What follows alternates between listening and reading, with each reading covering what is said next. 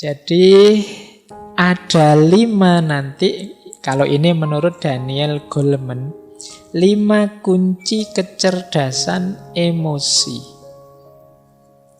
Jadi orang yang cerdas secara emosi itu cirinya 5. Yang pertama self-awareness, yang kedua self-regulation, yang ketiga motivation, yang keempat empati, yang kelima social skill. Kuncinya di sini. Yang pertama apa? Self-awareness, kesadaran diri. Mampu mengenali dirinya, mengenali emosinya, dorongan jiwanya, dan juga efeknya.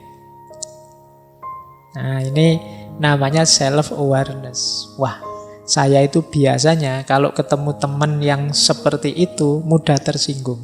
Nah, ini mampu mengenali dirinya. Harus hati-hati ini saya. Nah, itu sadar diri. Wah, ini ngajinya sampai jam 10. Lama, saya biasanya tidur jam 9, berarti nanti mesti aku ngantuk.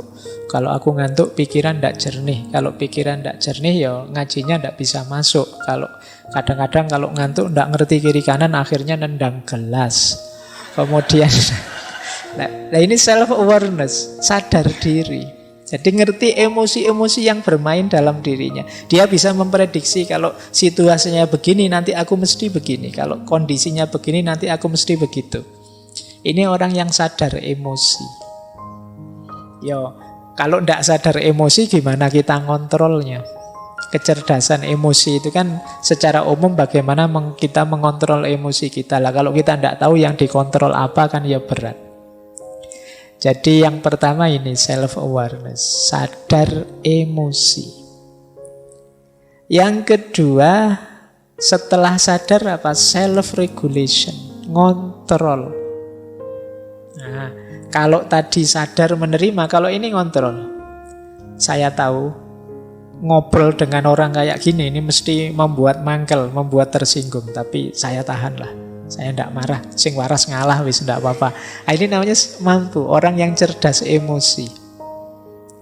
Hari ini kan sulit kita untuk bisa mengontrol ini. Kalau menyadari mungkin mudah ya, tapi ngontrol ini berat. Apalagi dorongan untuk yang negatif-negatif yang sudah sering kita lakukan. Biasanya orang itu kalau punya kebiasaan kok negatif itu kan sulit mengubahnya. Akhirnya apa? Mencari alasan agar yang ini sebenarnya negatif terus jadi positif. Jadi mencari alasan agar yang negatif-negatif tadi terus jadi positif. Bukan mengubah yang negatif jadi positif. Yang dicari alasannya saja. Nah ini berarti bukan self-regulation. Jadi misalnya biasanya rajin ngaji sih, tapi sekarang kok males ngaji ya. Terus dicari alasan, males ngaji. Ngaji itu kan sunnah, ndak wajib. Wong saya juga bukan ahli Al-Quran, wong ya bukan hafid, bukan. Jadi ya ndak masalah lah. Yang penting kan masih sholat, masih syahadat. Nah, ini namanya bikin alasan untuk kebiasaan yang sebenarnya kita tahu itu negatif. Ini ciri orang yang tidak bisa self-regulation. Jadi itu kedua. Jadi kemampuan mengontrol, mengalahkan emosi dan dorongan jiwa yang negatif. Ini negatif saya tidak usah lah. Misalnya buka HP, kok isinya begitu-begitu ya, ada gambar-gambar, ada video. Ini negatif, aku tidak usah lah. Jadi bukan malah, wah ini saya tidak sengaja loh ya, buka-buka sendiri loh, ini tidak begitu. Yang tidak sengaja kan tidak ada dosanya, salahnya sendiri yang upload. Ini bukan, ya enggak, itu namanya cari alasan. Kalau sudah tahu buruk ya kita tahan diri. Nah ini namanya kemampuan emosi.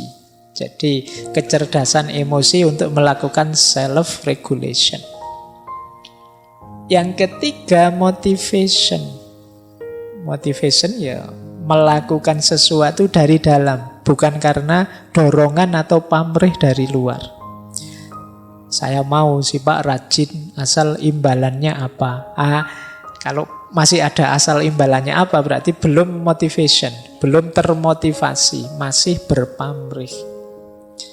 Jadi orang yang cerdas secara emosi, seperti saya jelaskan tadi, dia bisa memotivasi dirinya. Tidak menunggu dimotivasi orang. Tak sering ada teman-teman mahasiswa itu ketemu saya, gimana ya Pak caranya biar saya rajin membaca? Gimana ya Pak caranya biar saya tekun kalau nulis gimana? Ini sebenarnya hubungannya dengan memotivasi diri. Loh kalau kamu tahu itu baik, itu manfaat, mbok sudah dirimu agak dipres sedikit, agak dipaksa sedikit untuk melakukan itu. Itu namanya motivasi, motivation. Jadi ini penting. Karena kadang-kadang untuk sesuatu yang free kita keluar high cost. Sesuatu yang sebenarnya bisa kita hidupkan langsung, kita perlu pendorong yang mahal untuk diri kita. Nah, ini yang ketiga. Yang keempat, empati. Orang yang cerdas secara emosional itu daya empatiknya tinggi. Empati itu, kalau dalam bahasa Inggris kadang pakai istilah transposisi. Kemampuan kita berposisi di depan orang lain. Misalnya saya melihat teman-teman yang ngaji di sana, wah seandainya saya teman-teman mahasiswa yang ngaji dalam waktu 2 jam melotot ke sini terus, dalam itu mesti capek ya mesti. Kalian juga begitu. Wah aku kalau di posisinya Pak Faiz itu 2 jam ngomong terus, oh itu apa ya? Ini namanya empatik namanya, gitu loh. Jadi kemampuan kita memposisikan diri di posisi orang lain.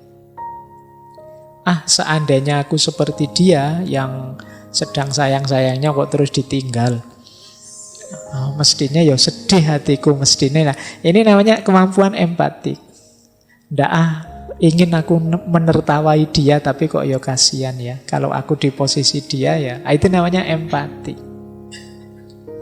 Kalau aku di posisi dia jadi orang yang khilaf sih ndak sengaja tapi kemudian diserang kiri kanan, dimarahi, dianui, wah mestinya ya sedih. Sudahlah aku tidak usah ikut maki-maki, tidak usah menyerang. Ini namanya empati. Jadi kemampuan memposisikan diri di posisi orang lain. Ini akan jadi kunci nanti dalam hubungan sosial. Nah, yang kelima, social skill. Social skill ini kemampuan menata hubungan, membangun jaringan dengan orang lain. Jadi orang yang mudah bergaul, enak bergaul, gampang diterima di mana-mana, itu namanya social skill. Ini ciri dari kecerdasan emosi. Orang yang cerdas emosi itu kan luwes seperti tadi, jadi bisa masuk kemana-mana, diterima di mana-mana. Nah, ini namanya kemampuan social skill. Nah, maka teman-teman untuk membangun kecerdasan emosi, kita dibutuhkan 5 kemampuan. Yang pertama self-awareness, yang kedua self-regulation, yang ketiga motivation, yang keempat empati, yang kelima social skill. Ini diingat-ingat nanti kuncinya di 5 hal ini.